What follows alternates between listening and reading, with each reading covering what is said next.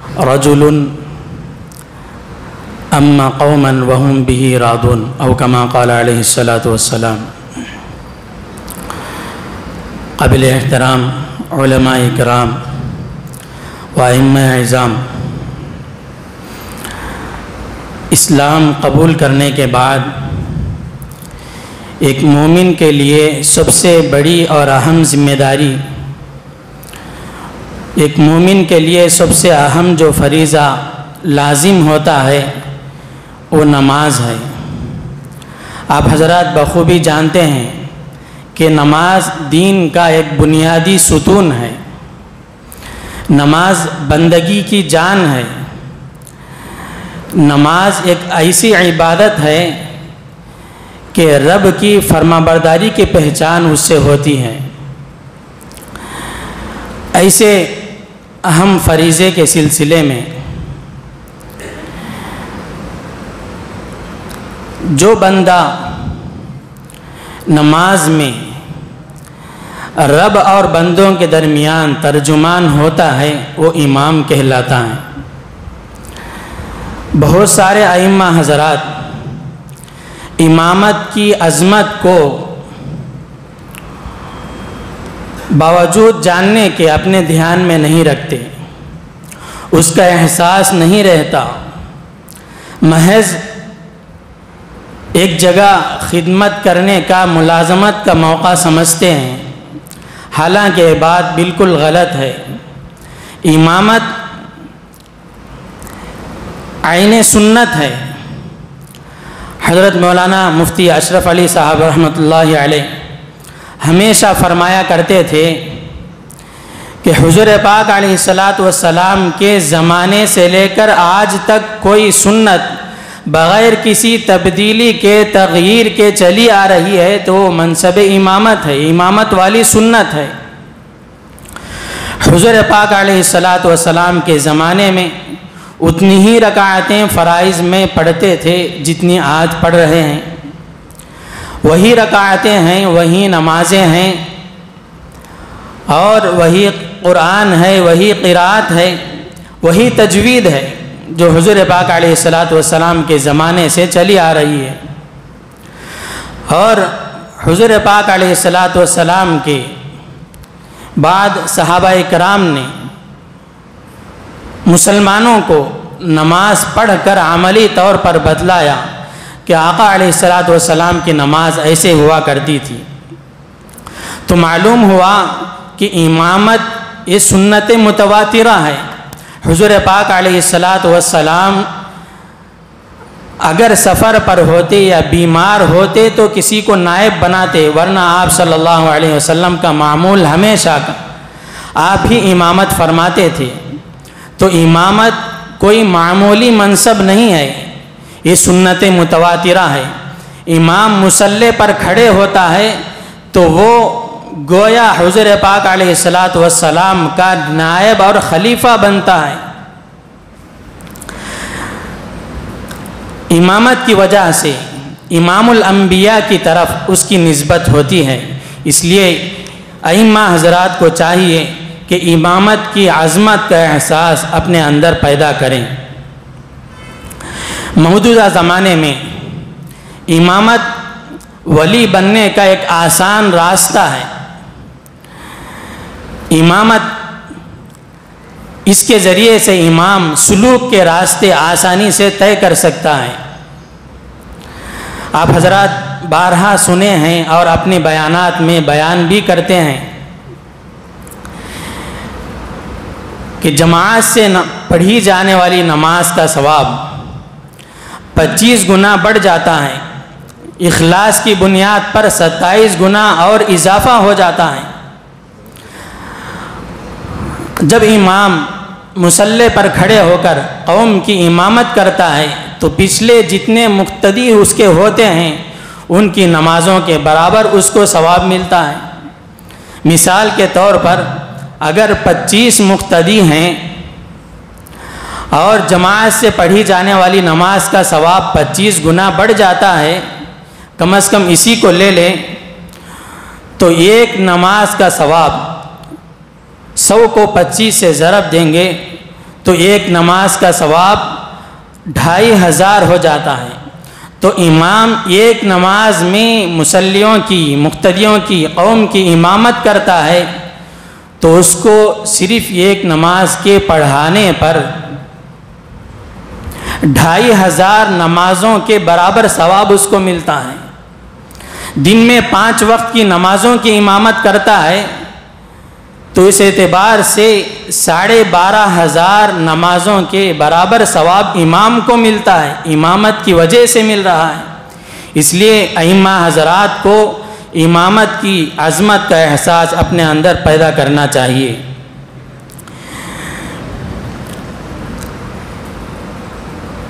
حدیث پاک میں آپ صلی اللہ علیہ وسلم نے اسی کو فرمایا، وَإِنْ أَحْسَنَ كَانَ لَهُ مِنَ الْأَجْرِ مِثْلَ أَجْرِ مَنْ صَلَّى خَلْفَهُ مِنْ غَيْرِ أَنْ يُنْقَصَ مِنْ أُجُورِهِمْ شَيْئًا۔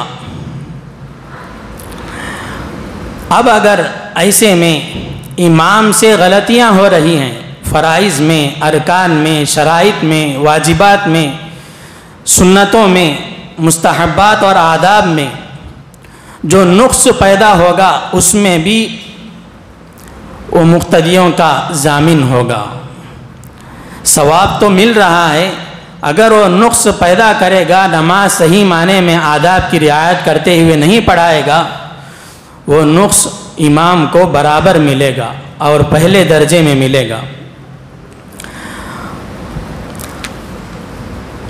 کوئی بندہ 40 نمازیں تکبیر اولیٰ کے ساتھ پڑھتا ہے، حدیث پاک کی روشنی میں اس کو 2 پروانے ملتے ہیں، ایک نفاق سے برات کا، ایک جہنم سے برات کا۔ جب امام نماز پڑھاتا ہے تو بدرجہ اولیٰ اس کے حق میں یہ بات ثابت ہوگی کہ امام سب سے پہلے نفاق سے بری ہوگا، امام سب سے پہلے جہنم سے بری ہوگا، اس کے حق میں یہ بات بدرجہ اولیٰ ثابت ہوگی۔ اس لیے ائمہ حضرات کو بہت احساس کے ساتھ ذمہ داری سمجھ کر امامت کی ذمہ داری کو ادا کرنا چاہیے۔ امامت کسی معمولی عبادت میں وہ قوم کی امامت نہیں کر رہا ہے، ایمان کے بعد جو سب سے بڑا اور اہم فریضہ ہے، جس کے بارے میں مرنے کے بعد سب سے پہلے سوال ہوگا، اول ما یحاسب به العبد یوم القیامہ الصلاۃ، ایسا اہم فریضہ اس کے سلسلے میں وہ قوم کی امامت کر رہا ہے۔ اور حضرت عمر فاروق رضی اللہ تعالیٰ عنہ اپنے دور خلافت میں جہاں جہاں پر آپ کی طرف سے حاکم بنائے جاتے، گورنر بنائے جاتے، ذمہ داریاں سونپی جاتی، ان علاقوں کے ذمہ داروں کو سب سے پہلے یہ سناتے کہ تمہارے اوپر جتنی ذمہ داریاں ہیں، تمہارے ذمے جتنے فرائض ہیں، ان میں سب سے اہم ذمہ داری اور فریضہ میرے نزدیک نماز کو اس کے تمام حقوق کے ساتھ ادا کرنا ہے۔ اگر تم میں سے کوئی نماز کے سلسلے میں کوتاہی کر رہا ہے، اس کے حقوق ادا نہیں کر رہا ہے، تو وہ اپنی بقیہ ذمہ داریاں بھی صحیح طور پر نبھا نہیں سکتا، اس میں بھی اس سے کوتاہیاں ہوں گی۔ اگر نماز کو اس کے تمام حقوق اور حقوق کے ساتھ رعایت کرتے ہوئے اس کی حفاظت کرتا ہے تو سمجھو کہ اس کے ذمے کی بقیہ ذمہ داریاں اور فرائض بھی وہ بحسن خوبی انجام دے گا۔ اس لیے ہم ائمہ حضرات کو چاہیے کہ امامت کرتے وقت میں پورے واجبات، فرائض، ارکان، سنتوں اور آداب کی رعایت کرتے ہوئے امامت کریں۔ ائمہ حضرات سے عام طور پر ہونے والی غلطیوں کی، کوتاہیوں کی طرف توجہ دلانا مناسب سمجھتا ہوں۔ ویسے ہماری ہر حالت قابل اصلاح ہے، لیکن نماز جیسی بندگی میں کوتاہیاں یہ زیادہ قابل اصلاح ہیں۔ عام طور پر تکبیر تحریمہ میں، تکبیرات انتقالیہ میں ائمہ حضرات کوتاہیاں کرتے ہیں۔ سب سے پہلے سمجھنا چاہیے کہ تکبیر کس کو کہتے ہیں۔ تکبیر کہتے ہیں اللہ اکبر کہنے کو، ایک جملہ ہے، اللہ سب سے بڑا ہے، اس سارے جملے کو تکبیر کہتے ہیں۔ اللہ سب سے بڑا ہے۔ بعض لوگ غلطی سے یا انجانے میں بغیر کسی احساس کی اس کے شروع میں، لفظ اللہ کے شروع میں حمزہ کا اضافہ کر دیتے ہیں، مد کر دیتے ہیں، اللہ اکبر کہتے ہیں اور پتہ بھی نہیں چلتا، جبکہ اس سے معنی تکبیر کے بالکل بگڑ جاتے ہیں۔ اس سے استفہام ہو رہا ہے یا تعجب کا اظہار ہو رہا ہے کہ اللہ سب سے بڑا ہے۔ تو کوئی امام اس طرح سے غلطی کر رہا ہے، لفظ اللہ کے شروع میں حمزہ کا اضافہ کر کے مد کر رہا ہے، یا اکبر کے شروع میں حمزہ کا اضافہ کر کے مد کر رہا ہے، اکبر کہہ رہا ہے، تو ان دونوں غلطیوں کی وجہ سے امام کی تکبیر تحریمہ سے اس کی نماز ہی شروع نہیں ہوئی۔ تکبیر تحریمہ جمہور ائمہ احناف کے نزدیک نماز کے شرائط میں سے ہے، نماز کے باہر کے فرائض میں سے ہے۔ یہ شرط اگر نہ ہو تو بقیہ فرائض بھی نہیں ہوں گے، نماز ہی شروع نہیں ہوگی اس کی۔ اس لیے ائمہ حضرات کو سب سے پہلے تکبیر تحریمہ کی درستگی کی طرف توجہ دینا چاہیے۔ اور بعض حضرات اللہ اکبر کہتے ہیں، اکبر فقہ کی کتابوں میں آتا ہے، یہ طبل کو کہتے ہیں اکبر۔ اور بعض لوگوں نے کہا کہ شیطان کے ناموں میں سے ایک نام ہے اکبر۔ بعض حضرات بے توجہی میں، حالانکہ تجوید سے قرآن پاک پڑھاتے ہیں، قرات بہت اچھی ہے، لیکن توجہ نہ ہونے کی وجہ سے، کسی کی اصلاح نہ لیتے رہنے کی وجہ سے یہ غلطی سرزد ہو جاتی ہے۔ اس لیے ان تینوں غلطیوں سے بچنا چاہیے۔ اور تکبیرات انتقالیہ، انتقالی تکبیر، ایک رکن سے، ایک فرض سے دوسرے فرض کی طرف منتقل ہونے کے لیے جو حرکت کرتے ہیں اس کو انتقال کہتے ہیں۔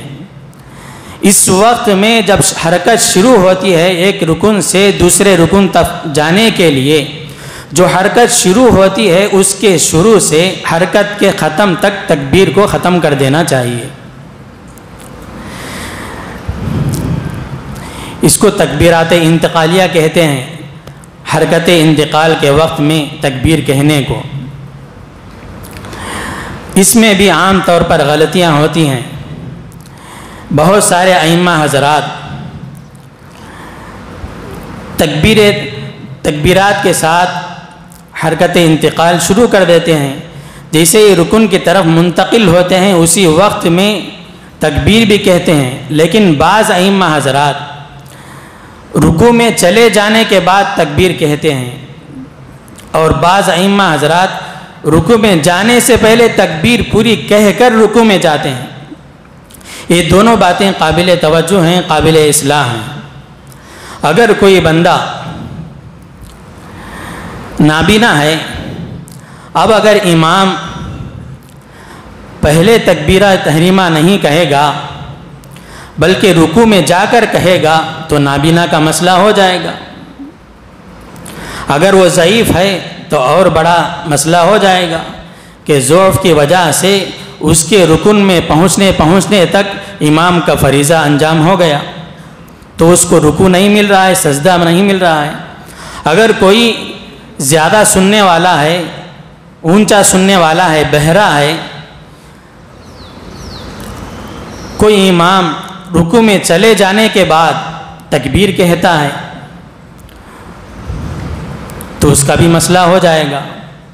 اس لیے ائمہ حضرات کو چاہیے ایک رکن سے دوسرے رکن کی طرف منتقل ہونے کے لیے جو تکبیر کہتے ہیں حرکت انتقال ہی سے شروع کر دیں، جیسے ہی حرکت ختم ہو جائے تکبیر بھی ختم ہو جائے۔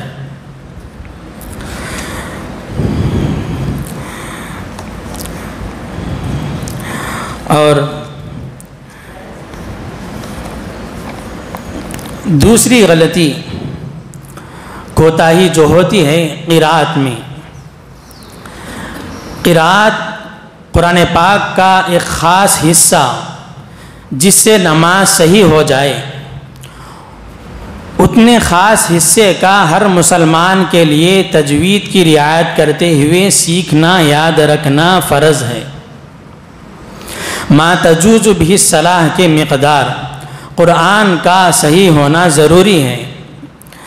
اگر لہجہ بن جاتا ہے، آواز اچھی ہے تو یہ امر مستحسن ہے، لیکن اتنا تو فرض بنتا ہے کہ ائمہ حضرات اپنی نمازوں میں تجوید کی مکمل رعایت کریں، اس لیے کہ نماز کا ایک فریضہ ہے قرأت کرنا، قرآن پڑھنا، اور قرآن بغیر تجوید کے منزل نہیں ہوا، نازل نہیں ہوا۔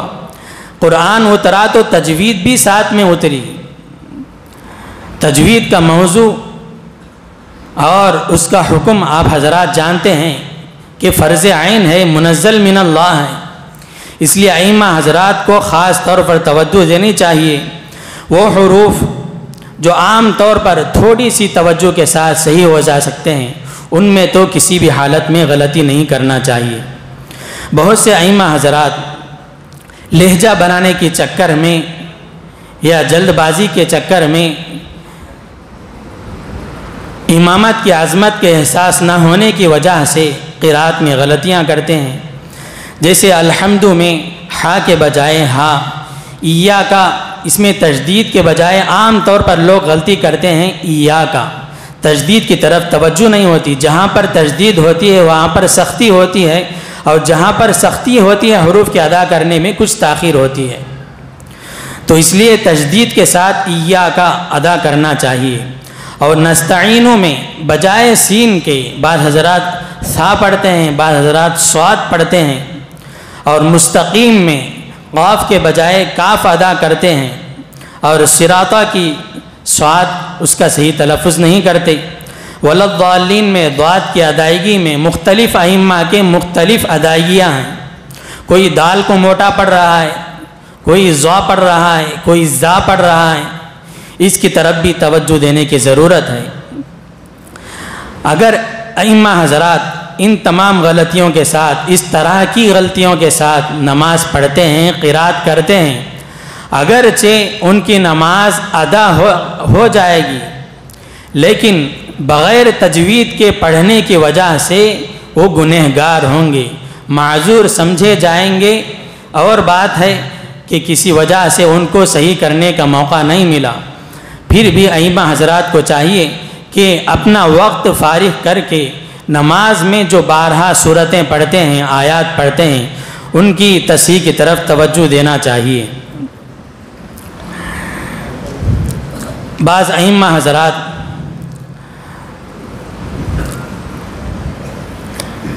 مختلف صورتوں کو، الگ الگ صورتوں کو ملا کر پڑھتے ہیں، جیسے قل هو اللہ احد اللہ الصمد۔ یہ جہاں پر ہم اپنی مصلیوں کو اس طرف توجہ دلائیں گے وہ سمجھ جائیں گے، لیکن ہر جگہ اس طرح قرأت کرنے سے مقتدیوں میں اختلاف اور انتشار پیدا ہو سکتا ہے۔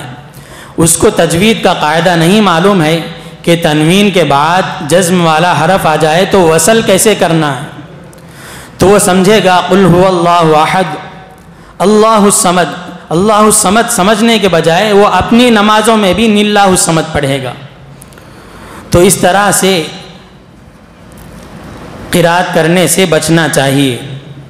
بہت سارے ائمہ حضرات تکبیر تحریمہ کے بعد فوراً قرأت شروع کر دیتے ہیں، پتہ نہیں لگتا کہ وہ تعوذ تسمیہ بھی پڑھے کہ نہیں، ثنا تو دور کی بات۔ اور عام طور پر تراویح کی امامت میں جو دیکھا گیا، ثنا بالکل ترک کر دیتے ہیں، اور قید آخرہ میں تشہد ہی پر اکتفا کرتے ہیں، درود بھی چھوڑ دیتے ہیں، دعا معصورات تو پوچھنا ہی کیا۔ لیکن ثنا پڑھنا نماز کے شروع میں یہ مسنون ہے، اس کی پابندی کرنا چاہیے، اس کا اہتمام کرنا چاہیے۔ فقہ کی کتابوں میں لکھا ہے تراویح کے اندر بھی ثنا پڑھنے کا اہتمام کرنا چاہیے۔ اور بہت سارے لوگ نادانی کی وجہ سے بچپن سے جو یاد کیے ہیں ثنا سبحانک اللہم و بحمدک، تو اس دعا کا جو نام ہے ثنا، اس کا بھی تلفظ کر دیتے ہیں۔ اگر اس طرح سے ائمہ حضرات سے بھی غلطی ہو رہی ہے تو قابل توجہ ہے، اس سے نماز فاسد ہو جاتی ہے۔ اور بہت سارے حضرات تعوذ تسمیہ کا اہتمام نہیں کرتے، جبکہ تعوذ تسمیہ پڑھنا سنت مؤکدہ ہے، اور شوافع کے نزدیک تعوذ تسمیہ پڑھنا ثنا کے بعد فرض ہے، اور حنفیہ میں سے ابن حمام رحمۃ اللہ علیہ ثنا کے بعد تعوذ تسمیہ پڑھنے کے سلسلے میں فرماتے ہیں کہ واجب ہے، اور شارح منیت المصلی علامہ ابراہیم حلبی رحمۃ اللہ علیہ اسی واجب ہونے کے قول کو زیادہ احتیاط فرماتے ہیں۔ اور تیسری غلطی جو ہم ائمہ حضرات سے عام طور پر ہوتی ہے کہ اپنے کو جو قرات یاد ہے یا جہاں پر اپنا لہجہ بنا ہوا ہے اسی کی تلاوت کرتے ہیں، قرات مسنونہ کا اہتمام نہیں کرتے، جبکہ احادیث کے استقراء سے تلاش کرنے کے بعد پڑھنے کے بعد پتہ چلتا ہے حضور پاک علیہ الصلاۃ والسلام کی عادت مبارکہ عام طور پر آپ کا معمول تھا مفصلات سے قرات فرماتے تھے۔ مفصلات کس کو کہتے ہیں؟ سورہ حجرات سے لے کر سورہ ناس تک کی سورتوں کو مفصلات کہتے ہیں۔ ائمہ حضرات اس سلسلے میں کوتاہی کرتے ہیں کہ ان سورتوں میں سے پڑھنے کا خاص طور پر اہتمام نہیں کرتے، اپنا معمول نہیں بناتے۔ کوئی امام الف لام میم سے پڑھ رہا ہے، کوئی سیقول سے پڑھ رہا ہے، کوئی وقال الذین سے پڑھ رہا ہے، اور بعض ائمہ حضرات سال بھر میں 2 قرآن 3 قرآن اپنی جہری نمازوں میں پڑھ کر ختم کرنے پر فخر محسوس کرتے ہیں، حالانکہ مغرب کی نماز ہے، قصار مفصل پڑھنا ہے، مختصر سورتوں کی تلاوت کرنا ہے۔ ایسے میں کوئی امام 15 سطری قرآن سے 1 صفحہ پڑھ رہا ہے، ظاہر ہے مقتدی لوگ اکتاہٹ محسوس کریں گے، بیزارگی محسوس کریں گے، اور ان کی یہ بیزارگی شرعی ہے، شریعت اس کو قبول کرتی ہے کہ امام کو اس طرح سے غلطی کوتاہی نہیں کرنی چاہیے، اتنا لمبا قیام نہیں کرنا چاہیے، ایسی قرات نہیں کرنی چاہیے، بلکہ قصار مفصل کا اہتمام کرنا چاہیے۔ مفصلات کیا ہیں؟ کن نمازوں میں کون سی صورتیں پڑھنے چاہیے؟ فجر اور ظہر کی نماز میں سورہ حجرات سے سورہ بروج تک پڑھنا چاہیے، غایت مغیہ میں داخل ہے، بروج تک کی صورتوں کو پڑھنا چاہیے، اور پھر عصر اور عشاء میں سورہ طارق سے سورہ بینہ تک، اور مغرب کی نماز میں سورہ زلزال سے سورہ ناس تک کی صورتوں کو تلاوت کرنا چاہیے۔ یہ حضور پاک علیہ الصلاۃ والسلام کا معمول تھا، بلکہ حضور پاک علیہ الصلاۃ والسلام کے بعد صحابہ اکرام بھی اس کا اہتمام فرماتے تھے۔ حضرت عمر فاروق رضی اللہ تعالیٰ عنہ اپنے دور خلافت میں حضرت ابو موسیٰ اشعری رضی اللہ تعالیٰ عنہ جو بصرہ میں حاکم بنائے گئے تھے، ان کی طرف خط لکھ کر بھیجے کہ نمازوں میں مفصلات سے قرات کرنے کا اہتمام کرنا۔ تو ہم ائمہ حضرات کو خاص طور پر اس طرف توجہ دینے کی ضرورت ہے، اور بہت سارے ائمہ حضرات ایک چھوٹی سی صورت ہوتی ہے مفصلات ہی سے پڑھتے ہیں، لیکن چھوٹی سی صورت ہے 2 رکعتوں میں تقسیم کر دیتے ہیں، جبکہ مکمل ایک صورت کا 1 رکعت میں پڑھنا افضل ہے، ایک صورت کو 2 میں تقسیم کرنا ایک غیر افضل ہے۔ بہت سارے ائمہ حضرات فجر کی نماز میں سورہ مزمل کی تلاوت کرتے ہیں، تو 1 صفحہ سوا صفحہ پر 1 رکعت کو ختم کر دیتے ہیں، دوسری رکعت میں بقیہ صفحہ پڑھتے ہیں، بقیہ رکوع پڑھتے ہیں، حالانکہ غیر افضل بات ہے، اور مفصلات سے بھی قرات نہیں ہو رہی ہے، مکمل ایک صورت پڑھنا افضل ہے۔ اس طرف توجہ دینے کی ضرورت ہے۔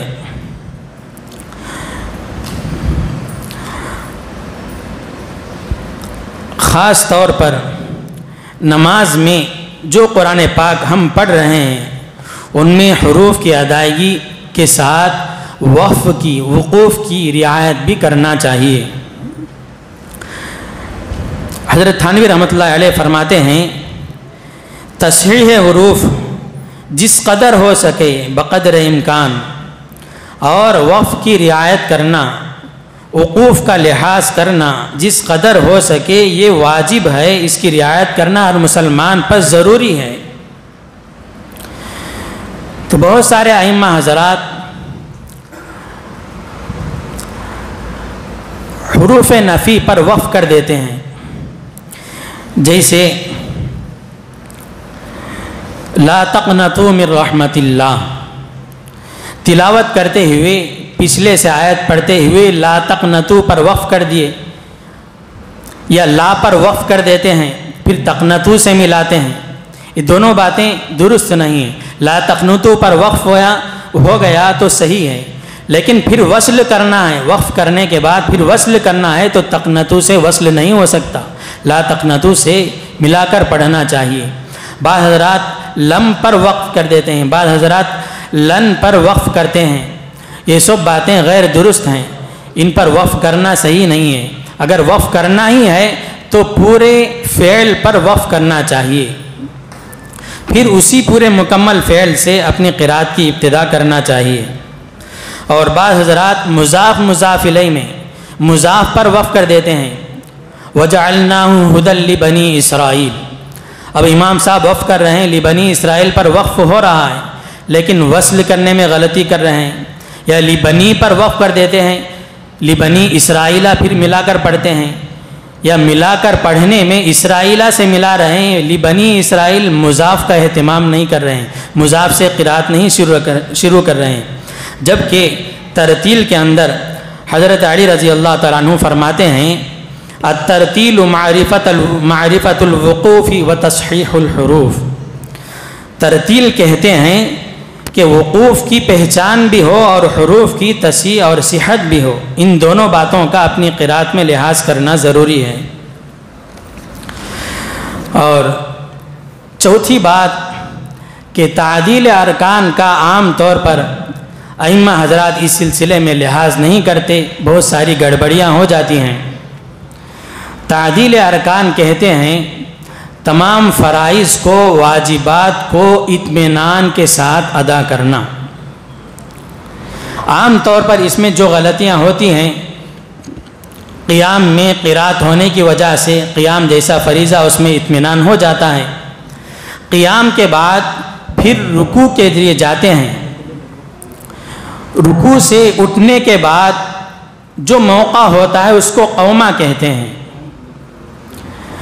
اس میں تعدیل ارکان کی رعایت نہیں ہوتی، اطمینان حاصل نہیں کرتے، اور پھر دو سجدوں کے درمیان جو بیٹھتے ہیں اس کو جلسہ کہتے ہیں، اس جلسے میں بھی اطمینان کا لحاظ نہیں کرتے۔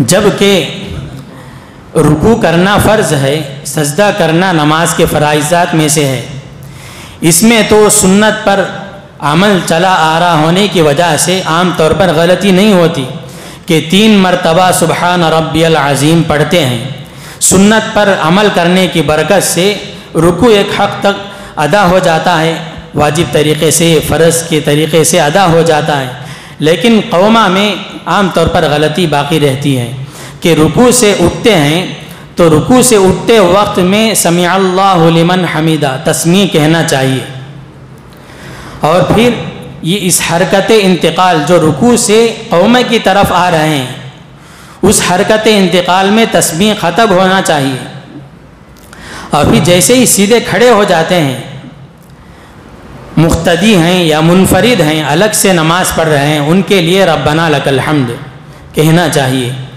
یہ اس کا محل ہے، یہ تسمیع کا محل حرکت انتقال کے وقت میں قومہ میں پہنچنے کے بعد جب بدن بالکل سیدھا ہو جائے اور اس کے بعد بالکل پھر پیچھے کی طرف آدمی چلا جائے گا، بالکل سیدھا کھڑا ہونے کو قومہ کہتے ہیں۔ امام کے لیے رکوع سے مکمل اٹھ کر کھڑا ہونا چاہیے، حرکت جسم کی اپنے مقام تک پہنچ جائے، اب اگر اس کے بعد بھی وہ اٹھنا چاہے تو اٹھ نہیں پائے گا، بلکہ بالکل پیچھے کی طرف مڑ جائے گا۔ بالکل سیدھے جب کھڑا ہوتا ہے اس وقت میں ایک رکن کا وقت ملنا، ایک سبحان اللہ یا ایک تکبیر کہنے کا تک کا وقفہ ملنا چاہیے۔